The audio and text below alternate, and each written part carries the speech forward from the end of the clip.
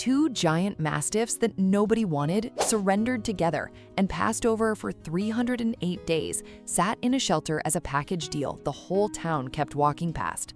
Then one widow signed for both of them, and on a freezing Colorado night at 3:08 a.m., what those two dogs did, caught on a camera she almost never installed, is the only reason Lauren Pierce woke up the next morning at all.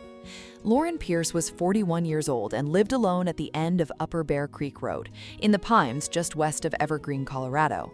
2 years earlier, she had buried her husband, Mark, after a heart attack took him in a hospital hallway before she could reach the room. They had no children. Mark had been the loud one. Without him, the place in the high-wind foothills was just wood and glass, and a silence so complete she could hear the refrigerator cycle from the bedroom. She had spent 11 years as a 911 dispatcher in Jefferson County, other people's worst nights pressed against her ear. She left 8 months after Mark died, when she could no longer tell strangers to stay calm and breathe. Now she did medical billing from home and drank her coffee alone at 6:40 at a table built for two. She wasn't lonely, she told the few people who asked. She just didn't sleep. She hadn't slept a full night in 2 years. Every settling beam and gust off the mountain became something her trained mind cataloged at 2 a.m. She wasn't afraid of intruders. She was afraid of the quiet. She was not looking for a dog. She was definitely not looking for two. It started with a flyer at the feed store in town, Foothills Animal Shelter, a photo of two enormous dogs sitting shoulder to shoulder, and one line underneath, bonded pair, must go together. Lauren stared at it a long time before she drove out there, telling herself she was only going to look. Their names were Bear and Moose. Bear was a black Cane Corso, 134 pounds, a head like a cinder block, and a jaw that made the volunteers nervous. Moose was an English Mastiff, 211 pounds of fawn muscle and loose, wrinkled skin pooled around a face built for sad expressions. They had belonged to an old rancher named Frank Delgado, who raised them from puppies outside Bailey. When Frank died in his sleep, his grown kids flew in from out of state, looked at 400 pounds of dog, and signed them over the same afternoon they buried their father. That had been 308 days ago. The shelter manager, a woman named Gail, didn't sugarcoat it. 31 people had asked about them, she said. Every single one wanted one dog, not two, and we won't split them. Last time we tried, Moose stopped eating for 4 days, and Bear tore the chain link until his gums bled. They're a package, and the package eats 16 pounds of food a week. Lauren walked back to Kennel 9. Moose was lying flat, chin on the concrete, eyes half closed. Bear sat upright beside him, alert, scanning, guarding a brother who had given up. When Lauren crouched at the gate, Bear didn't bark. He stood, walked to the bars, and pressed the side of his enormous head against the metal, holding it there, looking at her with an expression she had no word for. "How long do they have?" she asked.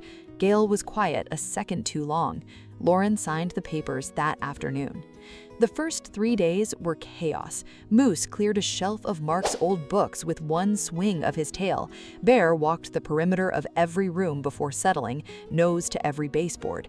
The couch they'd bought the year they married became theirs within an hour.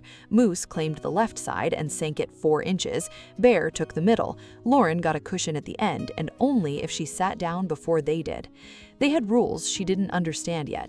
Moose would only drink from the upstairs bathtub faucet. He ignored the kitchen bowl and sat outside the bathroom door, groaning until she turned the tap on. Bear carried one of Mark's old leather slippers from room to room, never chewing it, just relocating it, setting it down wherever Lauren was about to sit, like a small offering. The drool was its own weather system. Moose left a puddle the size of a dinner plate beside his bowl twice a day, and Lauren started keeping a towel tucked in her waistband. Her brother called it a mistake. Her neighbor Walt, an 80-year-old retired geologist down the road, said 2 dogs that size would bankrupt her on food alone. Her grocery bill jumped, and the house smelled like dog. And for the first time in 2 years, Lauren slept. It happened by accident the first week. She fell asleep on the couch between them with the TV on and woke at dawn to Moose's head across her legs and Bear pressed against her back, the two of them breathing in a slow, even rhythm. Her racing mind, for once, simply matched and followed into sleep. No creak to catalog, no ridge wind that meant anything, just 2 enormous animals between her and the dark, and a body that hadn't trusted the night in 2 years, finally believing it was safe. She started talking to them the way she used to talk to Mark, out loud, over coffee, about nothing. Bear would tilt his cinderblock head, Moose would sigh like he understood and was being patient about it.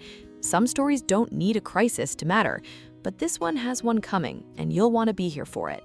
If you've made it this far with Lauren, tap subscribe before you go. These two sat invisible for 308 days. Subscribing is how stories like theirs stop being invisible. The camera was Walt's idea. After a string of break-ins in the valley that winter, Walt showed up one Saturday with an indoor security camera and wouldn't leave until it was mounted on the bookshelf aimed down the hallway toward her bedroom. Humor an old man, he said. Lauren set it up and forgot about it. She remembered it 3 weeks later when the app warned that storage was full. Scrolling back through the nightly clips to clear them, fast-forwarding through hours of empty hallway, she stopped at one timestamp, rewound, watched it again. 3:08 a.m. Every night, the exact same minute. At 3:08 a.m., Bear would rise from the foot of her bed, walk the hallway to the front door, stand with his nose almost touching the seam for a count of 10, then move to the kitchen, then to the cold air return vent by the stairs, where he lowered his head and breathed at the grate a long moment before turning back.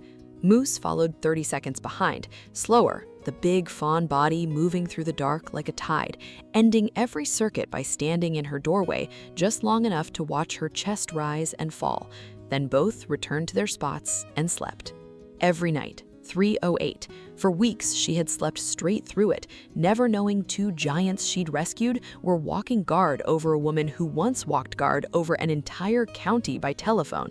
She told Walt. He laughed and called them her night shift. She laughed too. What neither of them knew was why Bear kept stopping at that one vent, or that it would matter, very soon, more than anything else in that house. The third week of January, a cold front dropped Evergreen to 9 degrees overnight. The old furnace in the crawlspace, the one the home inspector had flagged years ago and Mark always meant to replace, ran non-stop against the cold. Somewhere in its aging heat exchanger, a hairline crack opened, and colorless, odorless carbon monoxide began seeping up through the cold air return vent, the same vent Bear had been breathing at for weeks. Lauren had taken the battery out of the hallway detector 8 months earlier because it chirped at night, and the sound undid her. She never replaced it. She would not have woken. At 3:08 a.m., Bear did not do his rounds. At 3:08 a.m., Bear came up onto the bed. He had never once done that. 134 pounds landed on Lauren's chest, and she came awake gasping, her head splitting, the room tilting, a wrongness in her body she couldn't name. She tried to push him off, and her arms wouldn't work right. Bear barked full volume, the windows humming, and grabbed the sleeve of her shirt in his teeth and pulled. Moose was already at the bedroom door, not barking, body blocking it open, then moving toward the stairs and looking back, the way you look back at someone you need to follow you. Lauren's dispatcher brain, drowning, surfaced one clear word: out. She rolled off the bed, hit the floor, and the cold floor cleared her head for a breath. She crawled. Bear stayed pressed to her side the whole way down the hall, Moose hurting from the front, and when she got the door open and fell onto the freezing deck, the night air hit her lungs like a slap, and she vomited into the snow and finally fully woke. She had her phone. She dialed the number she had answered 10,000 times from the other side. The Evergreen fire crew was there in 11 minutes. Their meters read carbon monoxide inside the house at more than 4 times the level where people die in their sleep. The captain, a broad man named Ortiz, came out to where Lauren sat wrapped in a blanket in the ambulance, a dog leaning against each leg, and crouched to her eye level. "Ma'am, with that detector dead and those levels in a house this small," he said, and then he stopped and started over. "If something hadn't gotten you out of that bed when it did, we would not be talking right now. What woke you?" Lauren looked at Bear, at the black head and the worried eyes, at the dog who had been breathing at that vent at 3:08 every night like he'd been reading a measurement only he could see. "They did," she said. "They've been doing it every night. I just didn't know what they were counting." Captain Ortiz looked at the two giants a long moment. Then he reached out and put one hand flat on Moose's huge head, the way a man does when he doesn't have the words, and said very quietly, "Good boys." Walt heard the sirens and walked up the road in his coat over pajamas. When he understood what had happened, the man who'd said they'd bankrupt her sat down on the cold step beside them and didn't get up for a long time. The volunteer fire department ran Lauren's story in their winter newsletter, with a line about checking your detectors and a photo of Bear and Moose taking up the entire couch. The shelter shared it too, and in the week after fielded more applications for big bonded pairs than in the previous year. 3 sets of giants written off as too much, too big, too long at the shelter went home. Today, Bear is 6 and Moose is 7, old for a Mastiff, and Lauren knows it and treasures it. Moose still drinks only from the bathtub faucet. Bear still moves Mark's leather slipper around the house and sets it down wherever Lauren is about to sit.